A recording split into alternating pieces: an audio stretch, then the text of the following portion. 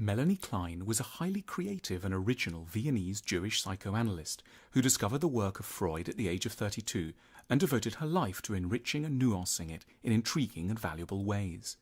Born in 1882, Klein was held back by her father from her desire to become a doctor and was pushed by her family into a loveless marriage with a coarse, unpleasant man with whom she had nothing in common.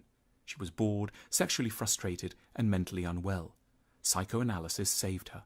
She left her husband, read everything she could, attended lectures, and started publishing papers of her own. She soon departed from Freud in an area that most other analysts had overlooked, the analysis of children.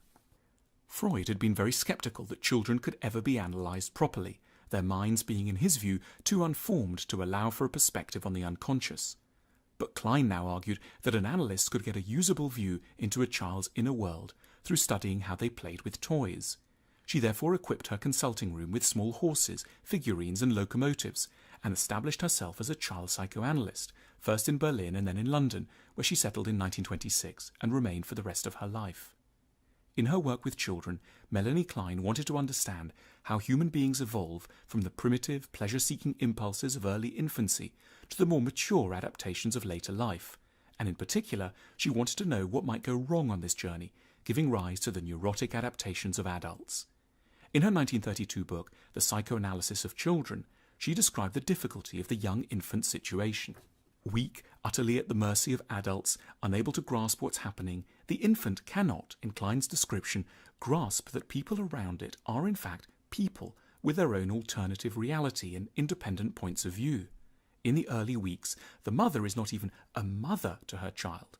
She is, to come to the crux of Melanie Klein's theories, just a pair of breasts which appear and disappear with unpredictable and painful randomness. In relation to this mother, all the infant experiences are moments of intense pain and then equally intense pleasure. When the breast is there and the milk flows, a primordial calm and satisfaction descends upon the infant. It's suffused with feelings of well-being, gratitude and tenderness, feelings that will, in adulthood, be strongly associated with being in love, a moment where breasts continue to play a notable role for many. But when the breast is, for whatever reason, missing, the infant feels starving, enraged, terrified, and vengeful.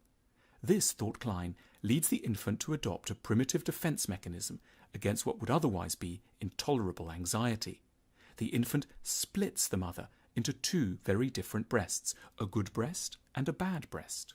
The bad breast is hated with a passion. The infant wants to bite, wound, and destroy this object of unholy frustration. But the good breast is revered with an equally thorough, though more benign intensity. With time, in healthy development, this split heals. The child gradually perceives that there is in truth no entirely good and no entirely bad breast. Both belong to a mother, who is a perplexing mixture of the positive and the negative, a source of pleasure and frustration, joy and suffering. The child discovers a key idea in Kleinian psychoanalysis, the concept of ambivalence. To be able to feel ambivalent about someone is for Kleinians an enormous psychological achievement and the first marker on the path to genuine maturity. But it isn't inevitable or assured. Only slowly can a healthy child grasp the crucial distinction between intention and effect, between what a mother may have wanted for it and what the child may have felt at her hands nevertheless. These complicated psychological reactions belong to a phase that Klein called the depressive position, a moment of soberness and melancholy when the growing child takes on board, unconsciously, the idea that reality is more complicated and less morally neat than it had ever previously imagined. The mother, and other people generally, cannot neatly be blamed for every setback. Almost nothing is totally pure or totally evil. Things are a perplexing, thought-provoking mixture of the good and the bad. This is hard to take, and for Klein explains the serious, far-away look that may sometimes enter the eyes of children during daydreams. These small beings look oddly wise and grave at such moments. They are somewhere deep inside, cottoning on to the moral ambiguity of the real adult world. Unfortunately, in Klein's analysis, not everyone makes it to the depressive position. Some get stuck in a mode of primitive splitting that she termed the paranoid schizoid position. For many years, even into adulthood, these unfortunate people find themselves unable to tolerate the slightest ambivalence. They're keen to preserve the sense of their own innocence, and they must either hate or love. They seek scapegoats or they idealize. In relationships, they fall violently in love, and then at some inevitable moment when a lover in some way disappoints them, they switch abruptly and become incapable of feeling anything anymore.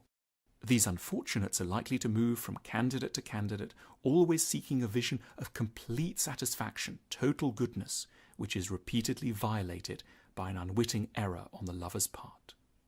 We don't have to believe in the literal truth of every part of Melanie Klein's theories to see that they have value for us as an unusual but useful representation of what it means to be a proper grown-up. The impulse to reduce people into what they can do for us, give us milk, make us money, keep us happy, rather than what they are in and of themselves, in other words, a multifaceted being, this can be painfully observed in emotional life generally. With Melanie Klein's help, we learn that coming to terms with the ambivalent, complex nature of all relationships belongs to the business of growing up, a task we're never quite done with, and is likely to leave us a little sad, if not for a time, quite simply depressed.